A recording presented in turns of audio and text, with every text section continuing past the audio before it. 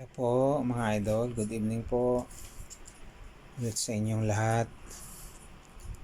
Ngayon po mayroon akong i-repair na solar energy emergency charging lamp. Bigay lang po ito ng aking kasama sa trabaho. Tingnan natin kung bakit ayaw umilaw. Ito, pakita ko. Ikot ko yung ayan. Ito siya charging lamp.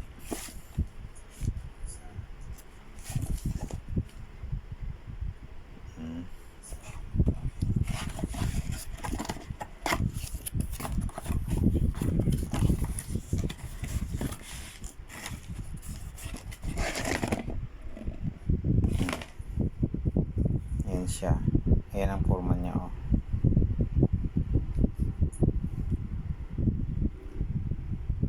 Ito yung kanyang yung kanyang solar panel nakakabit na agad sa kanyang unit.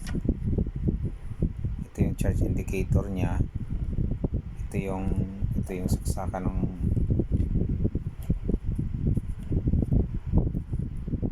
ayan yung saksakan ng charger niya. Meron yung charger ito charger niya dyan. Pwede sa sa charge sa yung charger ng cellphone.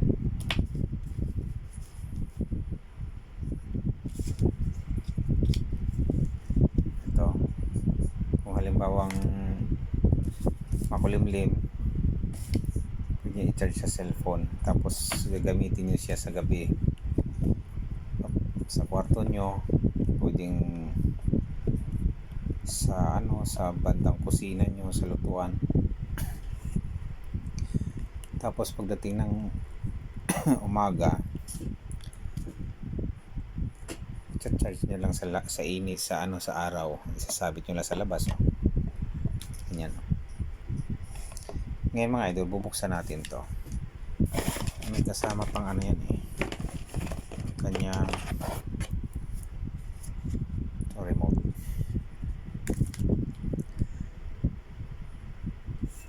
Ngayon bubuksan natin to mga idol. Camera, cellphone, ayan.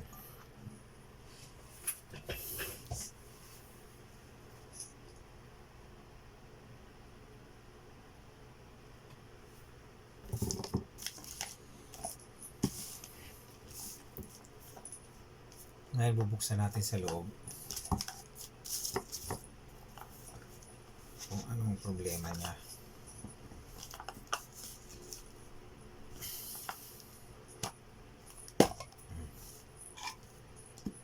Tinesting ko pala ito dito sa charger ng cellphone. Testing natin may ilaw siya, kaso lang hindi siya nagcha-charge kasi chinarge ko na to hindi siya nagcha-charge.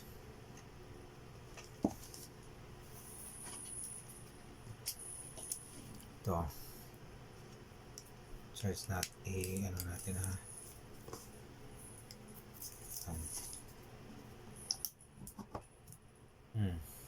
umilaw siya umilaw siya yung kanyang battery indicator to umilaw lahat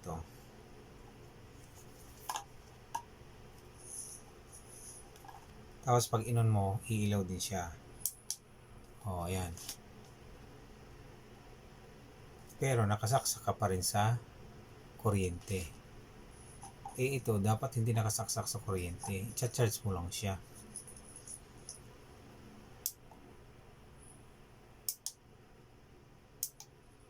Ayan yung kanyang kanyang seleksyon ng kanyang ilaw, 4. Ayan.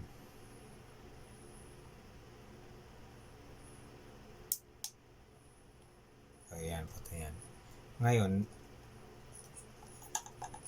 emergency lamp to dapat nagcha-charge yung kanyang battery para larong-laro na dito dapat siya nagcha-charge sa solar. Para sa gabi, pwede mo siyang gamitin. Patayin mo na lang ilaw sa kwarto nyo. Para ito na lang ang gagamitin nyo. Tapos pagkadating ng kinabukasan, i-charge nyo na lang. Lalabas nyo lang doon sa labas, isasabit nyo lang. Okay na. Hindi tayo gagastos ng kuryente. Ito namang charger na to. Kaya ito sinama siguro kapag ka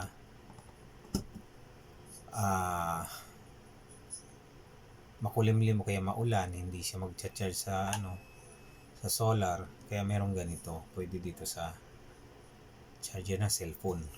Okay? Ngayon, titingnan natin yung loob, yung battery. Kung bakit ayaw niya magkarga.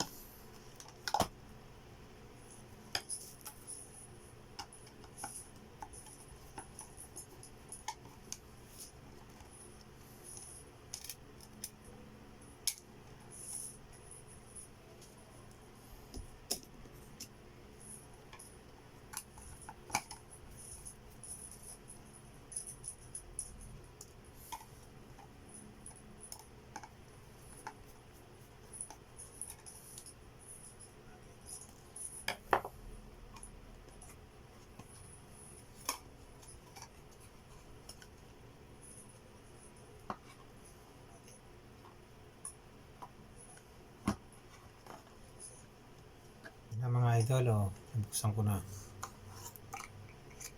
Tingnan yung battery. Ito ngayon ang tatanggalin natin para matesting natin kung gumagana ba siya o hindi. Ito mga idol.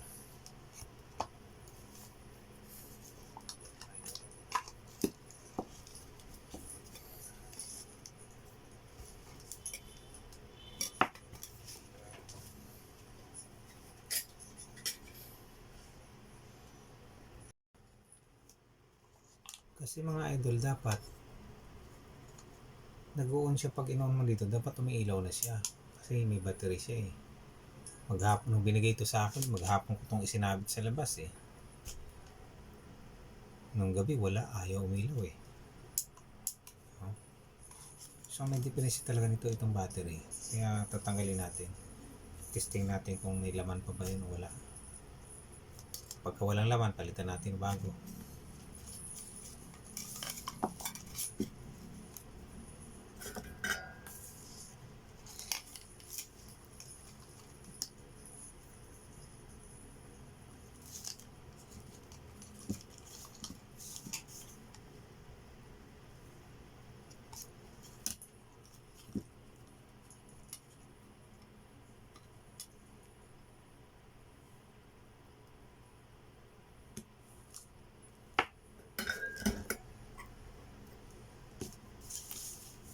Na, testing natin.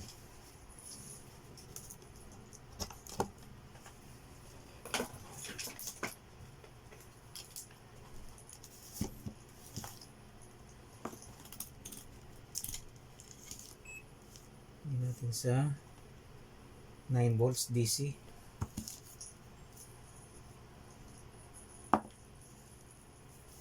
Positive, negative. Wala mga idol, wala. Ito yung positive nyo. Ito yung negative. Wala man lang 0-0 mga idol, wala talaga. Walang reading. Balik rin natin. Wala Kaya itong dead na talaga to, wala nang silbi to. Tapon na yan. Ngayon palitan natin. Meron akong ma-stock dito yung battery. Ito, pares na yan. Pares lang naman laki niya. 3.7 volt ito. Mga bago to, mga bagong order ko yan. Mga reservas pag may nagpapaayos. Testing natin, positive, negative. May reading 3.8, 3.7 to, 3.8 naka-register doon. So okay to. Ngayon ikabit natin dito.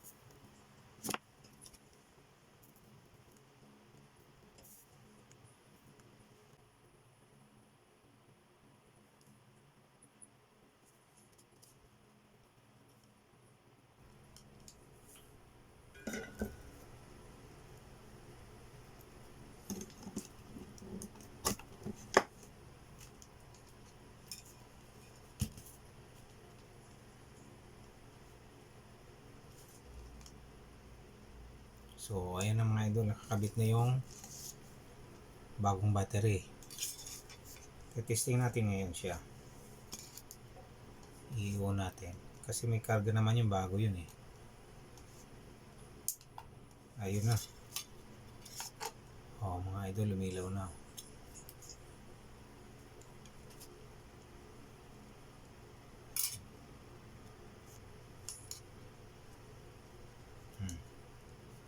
Ilaw na siya. So naka-indicate dito sa kanyang indicator. Tingnan natin ha. 4 pala yung kanyang ilaw. Naka-indicate dito kanina nasa 3 lang siya. So ibig sabihin hindi full yung yung battery ng bago. Pero 3 guhit na siya. So ayan na mga idol, okay na yan. Mag-charge na to dito sa solar. Testingan natin bukas.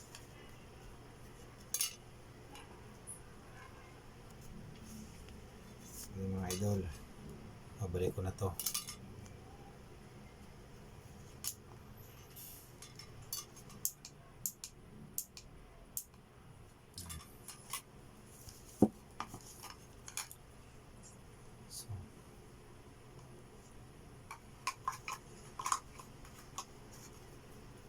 Automatic 2 sides flat bottle and round bottle stickers labeling machine.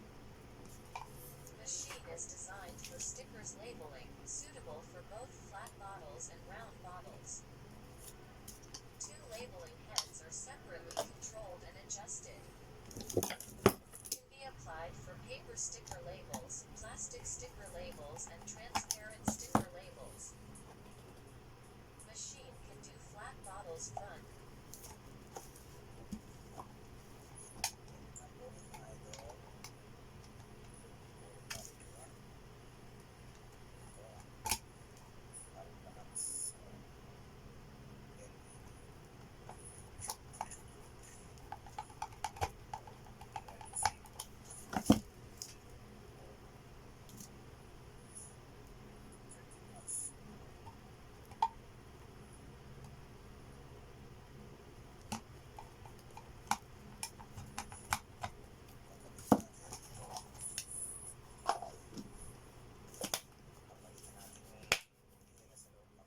So ayan na mga idol, ayos na to.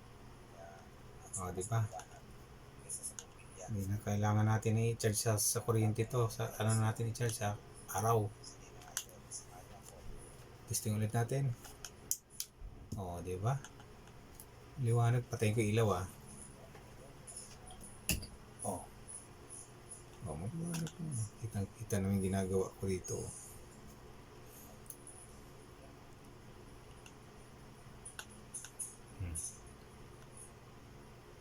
Maganda to mga idol. Makakatipid kayo ng kuryente nito kung ito gagamitin nyo sa loob ng kwarto nyo. Pag halimbawa yung matutulog na kayo, sabit nyo lang dyan sa gilid ng nyo kung saan po pwedeng isabit. Matutulog na kayo. Tapos hayaan nyo lang mamatay siya kung ilang oras. Tapos kinabukasan, charge nyo na. Isabit nyo dun sa labas sa araw. Para ma-charge siya sa araw.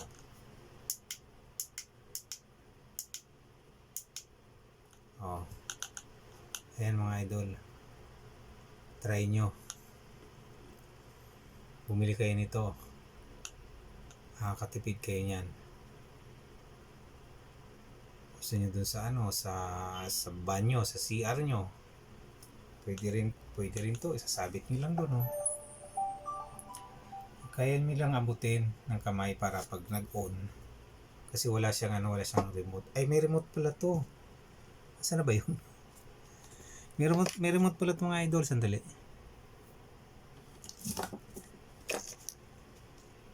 Uy, nasaan na? Ito.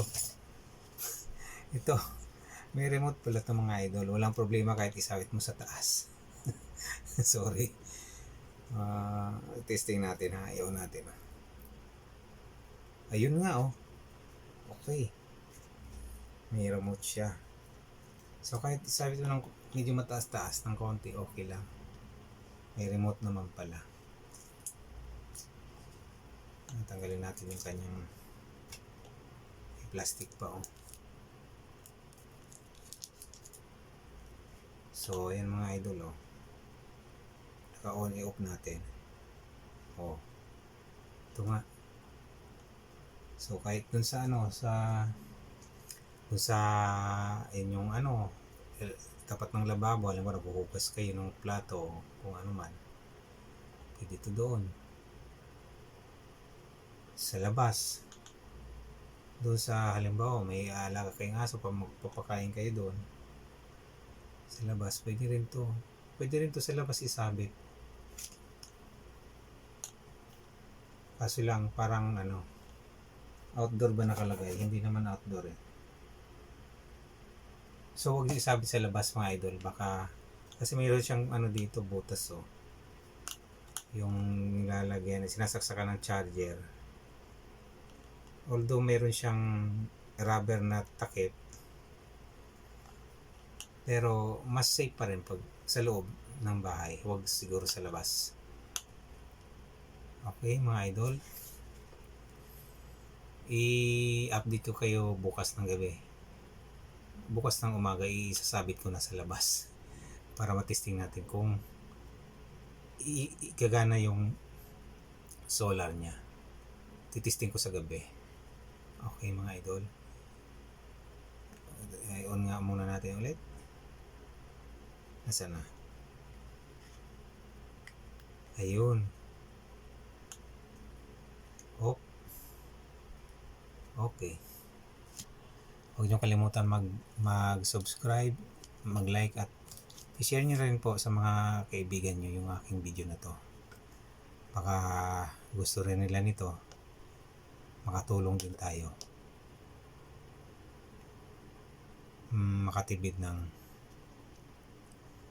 binabayaran natin sa kuryente. Suggest ko po to sa inyo at ako'y bibili rin ng ganito. Gamitin ko sa bahay ko. Okay mga idol.